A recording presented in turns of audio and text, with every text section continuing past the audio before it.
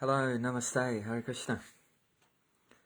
So yesterday we talked about breakfast in a healthy daily routine, and we introduced talking about the Ayurvedic understanding of different body types in terms of Vata, Pitta and Kapha, different energies that are dominant more or less in different individuals.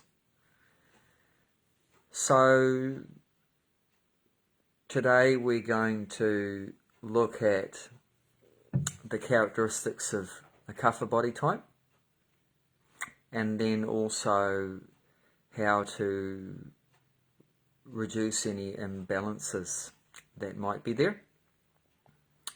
And tomorrow we're going to look at the characteristics of a Pitta individual, and on the following day the Vata individual. But just before we begin talking about Kapha, just a few further points related to breakfast and just eating in general. There's an old saying which is very good, that after breakfast, walk a mile. After lunch, rest a while. So that fits in very well with the Vedic understanding. So yeah, it's good to move around after you have breakfast. Definitely not recommended to sleep after breakfast. That's very bad for the health. But yeah, definitely move around. If you sit down after breakfast and you start to feel a bit sleepy, then yeah, move around. So of course, a lot of people after breakfast, they'll be going to work.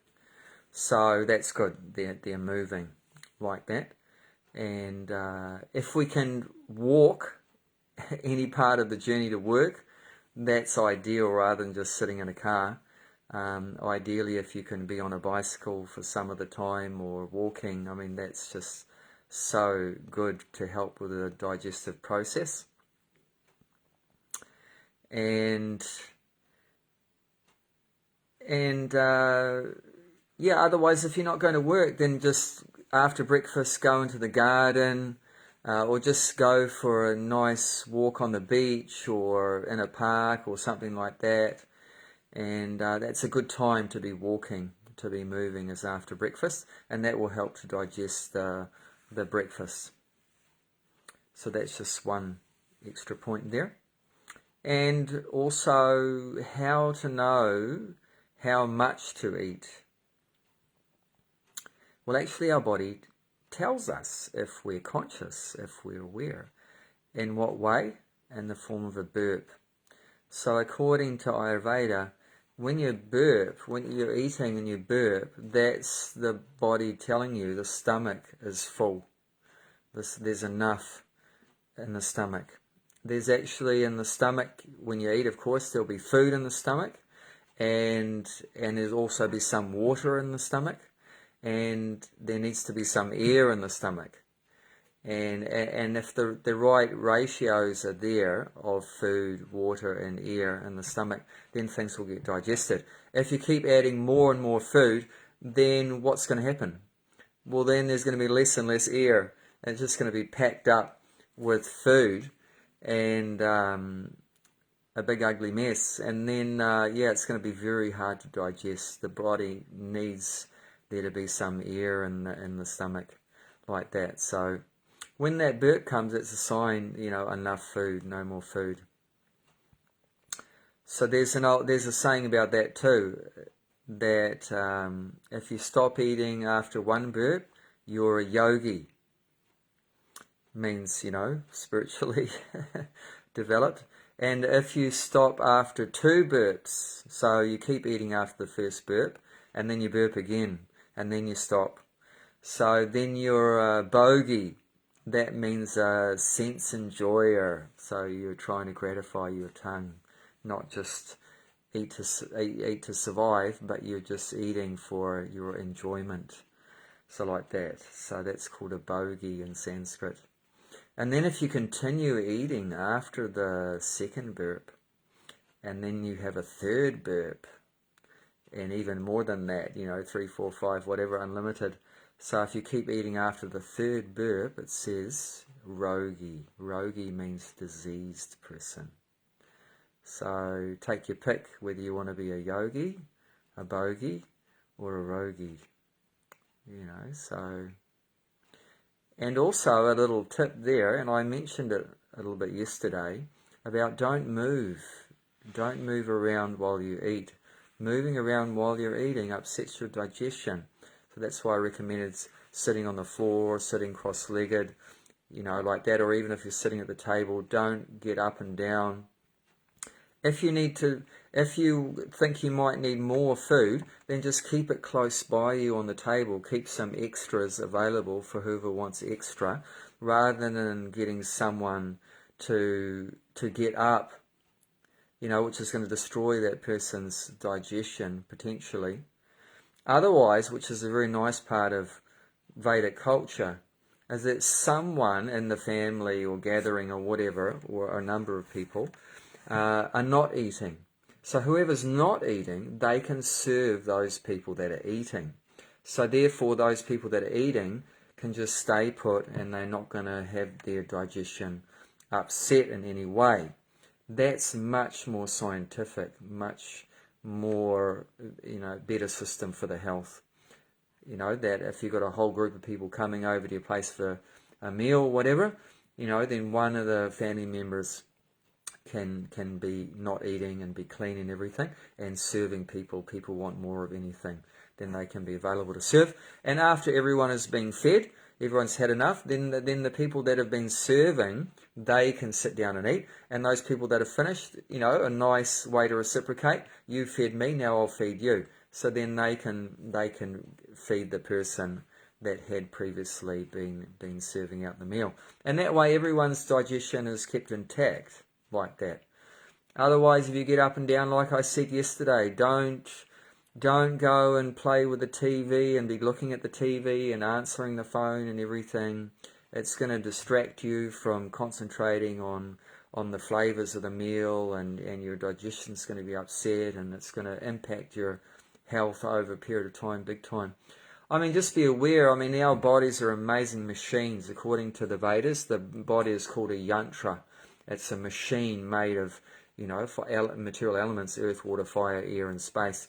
It's incredibly resilient and tolerant of abuse. So we're going off the proper recommended path of how to maintain the body for 1 year, 2 year, 3 year, 10 year, decade, 2 decades, whatever. But eventually it's going to start to break down.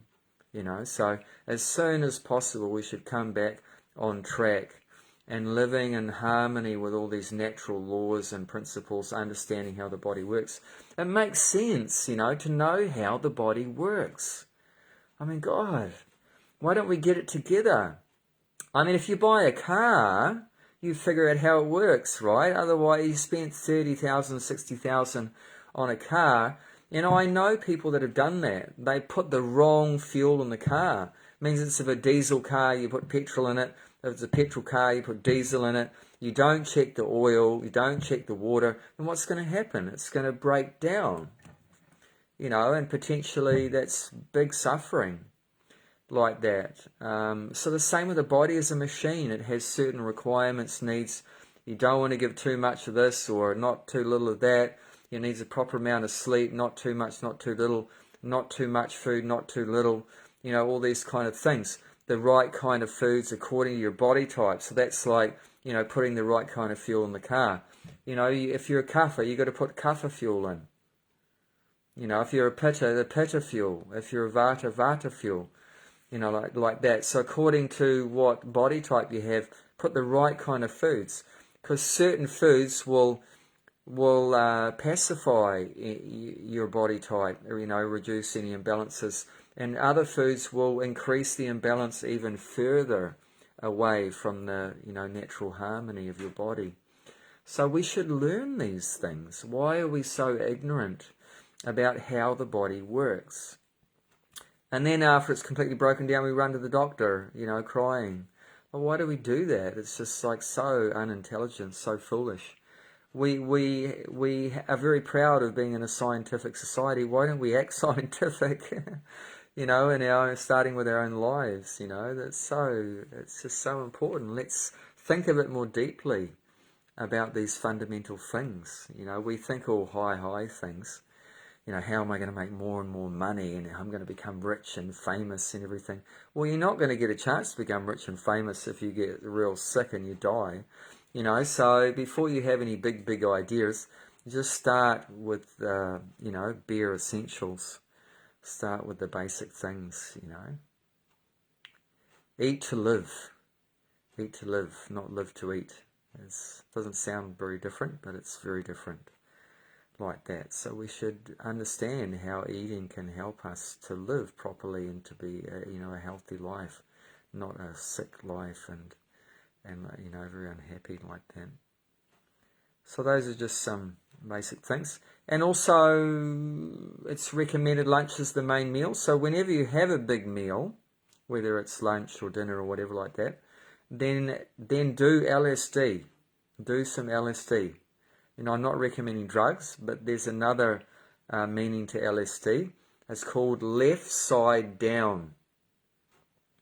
So what's recommended in Ayurveda, if you have a heavy meal and you're feeling like, especially if you're feeling like your body's struggling to process it, digest it, lie down on your left side down LSD to help you remember which side it is. And you'll notice probably some gurgle, blob, blob, blob, blob going on. And yeah, so it's getting the digestion really working. So you might do that for 5 minutes, 10 minutes. Even after lunch, if you're feeling tired as well after eating lunch, if it's possible, if you're working in the office, it might not be possible, but if you're at home or whatever on the weekend or whatever, then you can even have a little nap, a little nap. And many cultures have that, right? It's called a siesta. It's a little rest after lunch. In many countries also it's very hot in the middle of the day, so you don't want to be working outside when it's like blazing hot, 45 degrees in summer or whatever like that in India or something. So it makes sense also to have a little, take a break, in the middle of the day and then go out again working, later after you have a nap. And then maybe just half an hour or so is enough. If you, sleep too much after lunch, that's not recommended. You wouldn't want to sleep like 2 or 3 hours. But, 15 minutes or half an hour or something like that, 3/4 of an hour, if you didn't sleep too much in the night, so that you could get up early in the morning, right? That's what we've been recommending, get up early in the morning. So even if you didn't get, what you really need at night because you got up early in the morning at 4 o'clock or 5 o'clock or whatever, you can always sleep another half an hour or whatever, 1 hour after lunch. It's not bad for the health. That can be quite good, especially if you start off that on the left side. Then that can be very beneficial. Okay, so that's just a few tips following on from yesterday talking about breakfast and food. So now what I'm going to do is I'm going to read from a book from a very good Ayurvedic physician, doctor named Vasant Lad. So Vasant Lad, you can look up his books on the internet and you can get some of his books if you want. Maybe, I don't know, some libraries might have or whatever like that you could borrow. So his name is Vasant Lad, Vasantlad, Vasant Lad. So he's written many books about Ayurveda and that, been practicing it probably his whole life, most of his whole life. And so I'm just going to read what he says here about the characteristics of the Kapha individual, and I'll do the same the next 2 nights for Pitta and Vata. And then I might stop every now and again and say a few things if something comes to mind. Kapha people are blessed with a strong, and just be conscious that, does this sound like me? Because if you definitely listen to all 3 of these talks, then probably one of them, I'll be surprised if none of them do, at least one of them should sound like you, like that. And then from there, once you identify what your body type is, then you can look at what foods are recommended to have for that body type. This is where we can really get the benefit from, by eating the foods that are most suitable to our body type and avoiding or minimizing the ones that possibly disturbing our natural balance. Okay, Kapha people are blessed with a strong, healthy, well-developed body. Their chests are broad and expanded, and they have strong muscles and large, heavy bones. With their larger frames and constitutions dominated by the water and earth elements, Kaphas tend to gain weight and have difficulty taking it off. To complicate matters, Kaphas generally have a slow digestion and metabolism. As a result, they tend to carry excess weight and to be on the chubby side. A Kapha person may even do a water fast and gain weight. In addition to their large frames, Kapha individuals have strong vital capacity and stamina and tend to be healthy. Their skin is soft, smooth, lustrous and thick, and it tends to be oily. Their eyes are large, dark and attractive, with long, thick lashes and brows. The whites of their eyes are very white, and they have large, strong, white teeth. Their hair tends to be thick, dark, soft, wavy, and plentiful. They have hair everywhere. Individuals with a Kapha body type have a steady appetite and thirst, though digestion is slow. They can comfortably skip a meal or work without food, while it is difficult for a Pitta person to concentrate without eating. Because of their slow metabolic rate, Kaphas who maintain health and balance generally enjoy a long span of life, longer than the other two doshic types, who tend to burn out more quickly. However, if Kapha dosha is allowed to become aggravated, the person is likely to become obese, which obese means fat, right? So obese, which is one of the main causes of diabetes. So that can be a potential disease for a Kapha person if it gets out of balance, is become overweight and then from that get diabetes. Such a person can not live a very long life. Kaphas have quite a sweet tooth and love candies, cookies and chocolate. They are generally attracted to sweet, salty, oily foods, but these contribute to water retention and weight gain. Their bodies need lighter fare and do better with bitter, astringent and pungent taste. So Kapha individuals are attracted to sweets and very fatty food like deep fried. You know, the fish and chips, right? After the fish and chips and all that kind of thing, the KFC and all the things, you know, very fat and greasy and sweet food. But that's not good for Kapha. You know, it said what is good is the other three tastes are there: bitter, astringent, and pungent. So we talked about the 6 different tastes yesterday: sweet, sour, salty, bitter, astringent, and pungent, which means hot. So, yeah, have to be very careful about that. Often what we're attracted to as an individual is not necessarily what's good for us. So we have to be aware of that. Because of the cloudy and heavy qualities of Kapha, these individuals, so cloudy means, there's a lot of moisture in their system, a lot of water in their system, because their body are made up of mainly 2 elements, earth and water.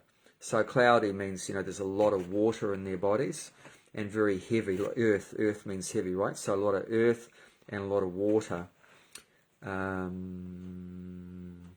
So they feel very heavy and foggy in the morning and may find it hard to get going without a cup of coffee or tea.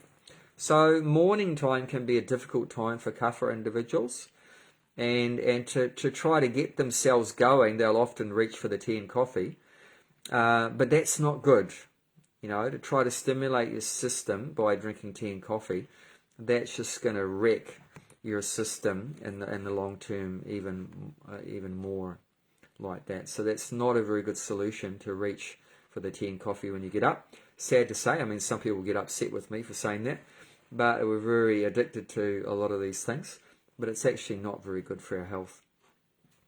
There's other ways we can stimulate the system, and we looked at some of those in the morning routine. like by doing yoga, you can stimulate your system by, you know, swishing the oil pulling. I said about that. And the nasal, putting the nasal one. See, like Kapha get a lot of mucus problems. So if they put the oil drops in their nose every morning, that will help to cut the mucus out a lot by that. So there are other alternative ways of, you know, stimulating the system, getting things moving when you wake up in the morning, other than just grabbing tea and coffee. So they prefer midday. So morning's not a good time for them. They prefer midday. Yet might feel like taking a nap after lunch. They often feel lethargic after a full meal. So Kapha people can often feel tired after eating a full meal. Unfortunately, daytime sleep increases Kapha is not good for them.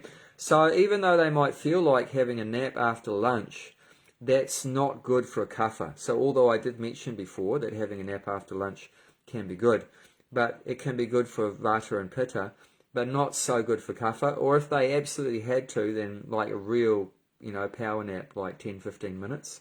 Definitely not a long, big sleep is just going to increase the Kapha. Increasing the Kapha means increasing the mucus, build up of mucus and phlegm and everything in the system. All the system's going to get blocked up more than what it already is. So Kaphas evacuate slowly, and their stools tend to be soft and pale in colour. Their perspiration is moderate, more than Vatas, but less than Pitta types. Their sleep is deep and prolonged. So they have a deep sleep and often very long sleep, like that. But that actually should be controlled. They shouldn't sleep too long, because that will just increase the Kapha. So we have to, you know, force ourselves out of bed in the morning.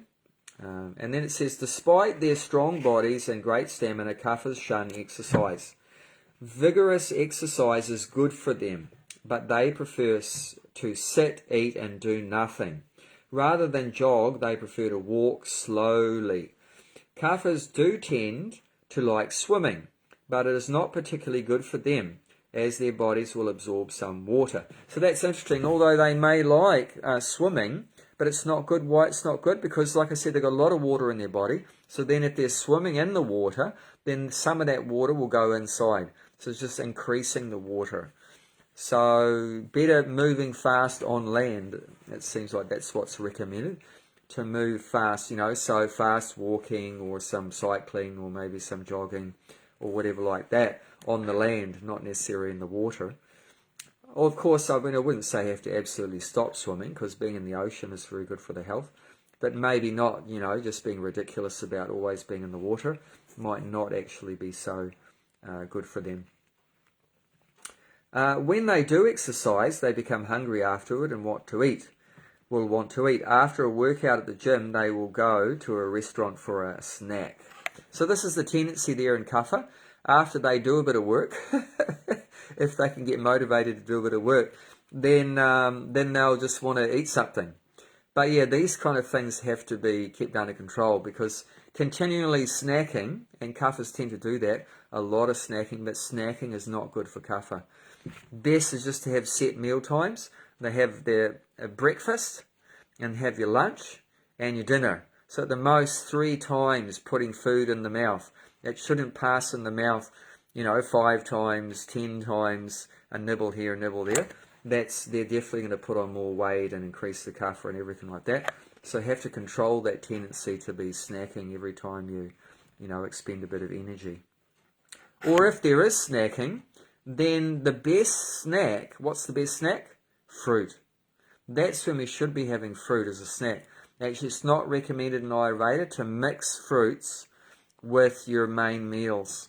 If you're eating grains and dairy products and dals and vegetables and stuff like that, and then mix and having fruit afterwards, you know, that creates an indigestion big time.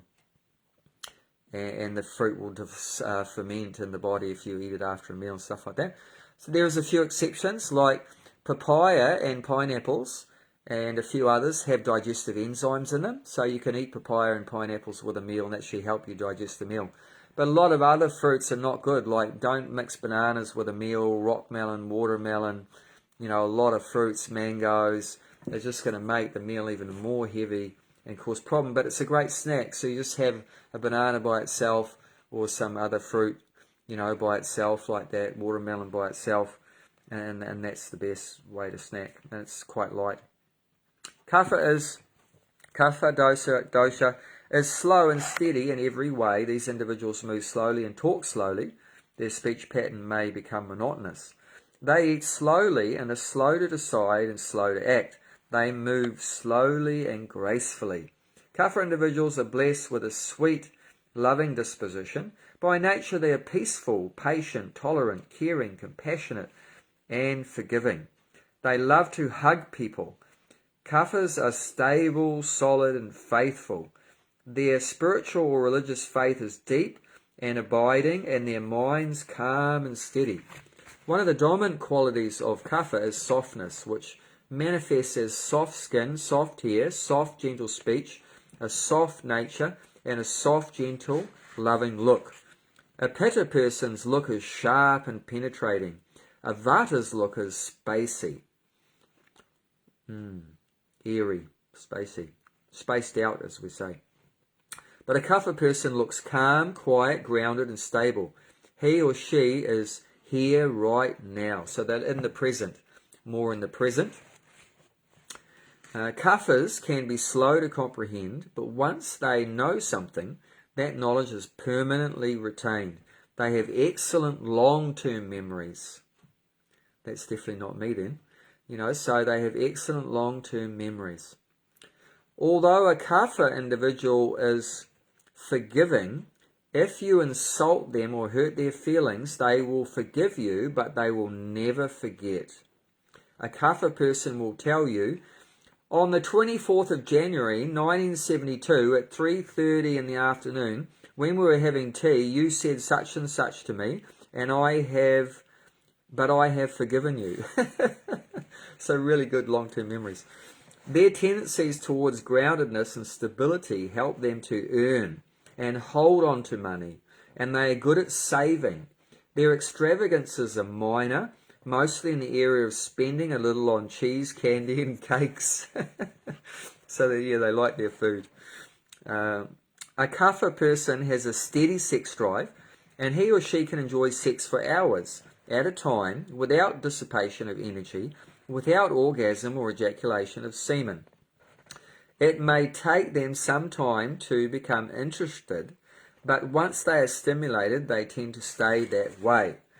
Kapha dosha is aggravated by Kapha producing food, such as, these, what we're going to hear now is some foods that they aggravate the Kapha dosha more. So it means they're not recommended for Kapha to have. At least it should be minimized. So this is foods they shouldn't have too much of. Watermelon, because right there you've got a lot of water in their body, right? So watermelon's full of water, so you're just adding more water to their already flooded body like that. Sweet fruits is not good for them. Sweet fruits. So sour fruits would be better for them. So candy is not good. Cookies, yogurt, not good. And other dairy products. So pretty much Kapha should avoid most dairy products. At the most some ghee, clarified butter in the cooking. But really minimize the dairy products. And definitely no cold dairy products. If they are going to have dairy products, it should be like, if you're going to have milk, then hot milk. Not cold milk out of the fridge. Like that. So cold and frozen food and chilled water. So no. So no water in the fridge. Even in summer, don't keep your water in the fridge and drink it out of the fridge. Just room temperature, or even best is to warm up the water. Actually, cold water is hard to digest. So and frozen food. So it means no ice cream for Kaphas. Ice cream would be terrible for Kapha. They'll get they'll probably notice it, that after eating ice cream, they'll get a lot of mucus, more mucus like that. So the body is telling us, but we don't listen. That's the problem. We're not aware, we're not conscious. So sleeping in the daytime, that's not good. And sitting and doing nothing all increase Kapha. So Kapha have a tendency just to sit around, but they should push themselves, or other people can push them, to get moving, Sedentary work means like sitting at a office and desk, especially when combined with steady munching at the desk. So you're working at the desk and then you're snacking. That's like double whammy. Produces too much kapha of the body. Excess kapha slows digestion and metabolism and lowers the digestive fire, and the person may become chubby or even obese. The difficult time of year for kapha individuals is winter and early spring, when the weather is heavy, wet, cloudy and cold. So even different times of year affect the different body types differently. So a tough time for the kapha individual is the winter time, when it's cold and wet, which is they both have that. Their body type is quite cold body type and heavy and wet.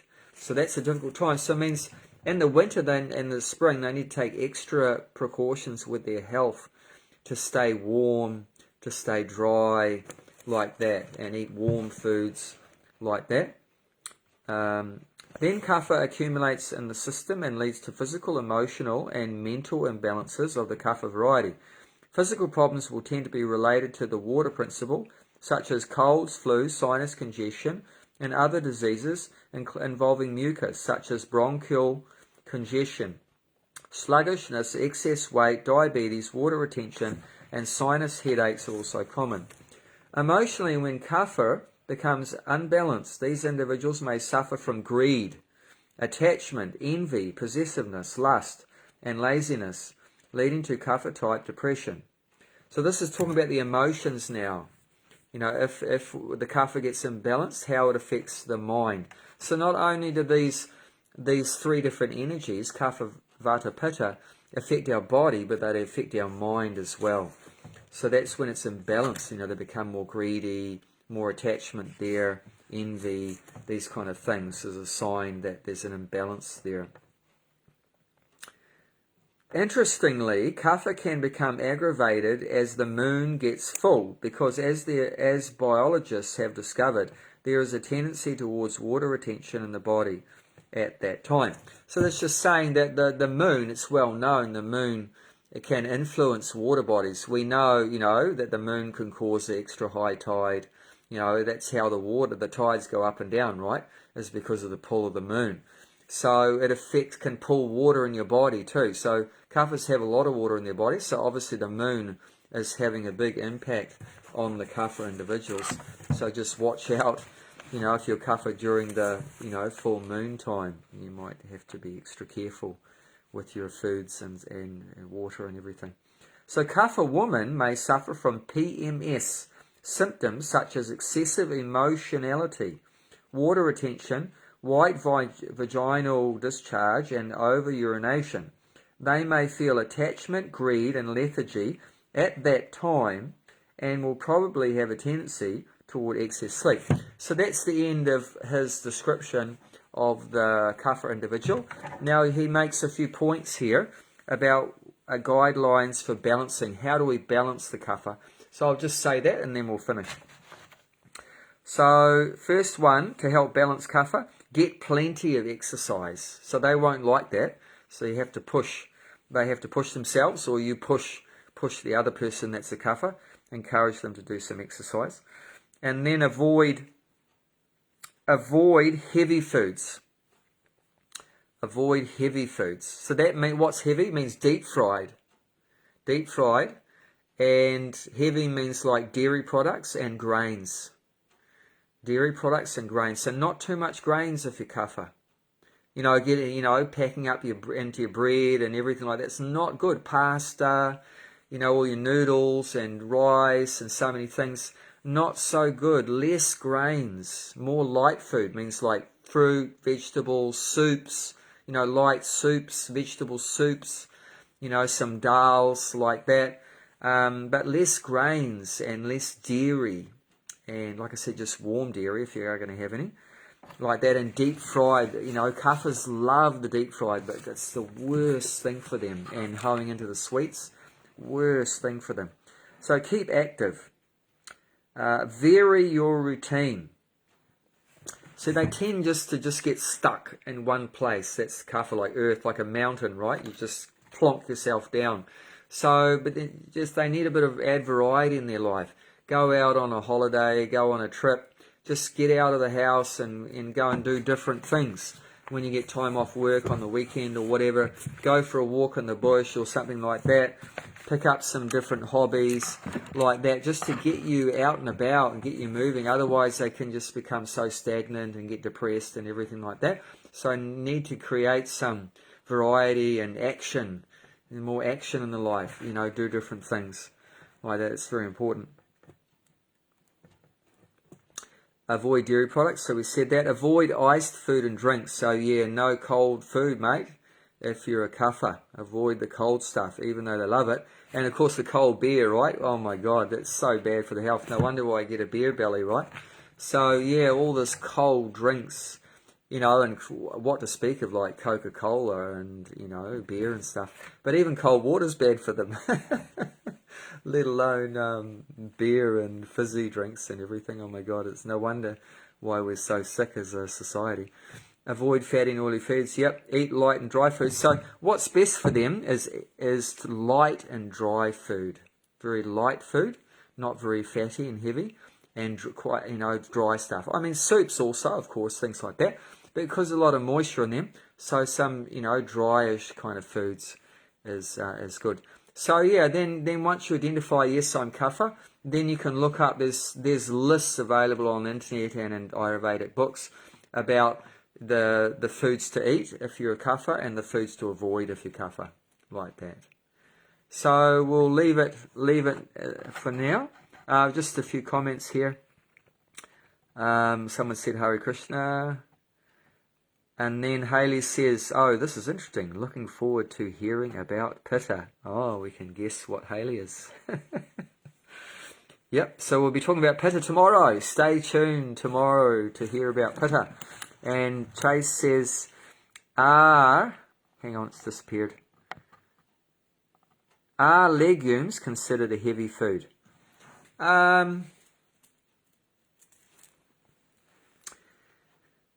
Are they heavy food?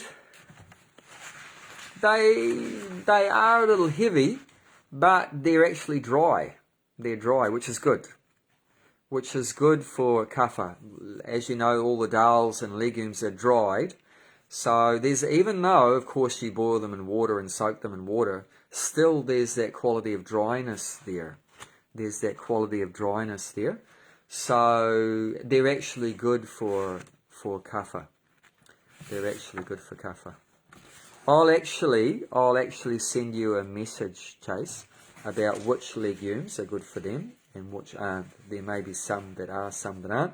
So I'll send you a message about that. But yeah, they can have some, not as heavy. So the legumes are not as heavy for them as the grains, because, like I said, they're very dry like that.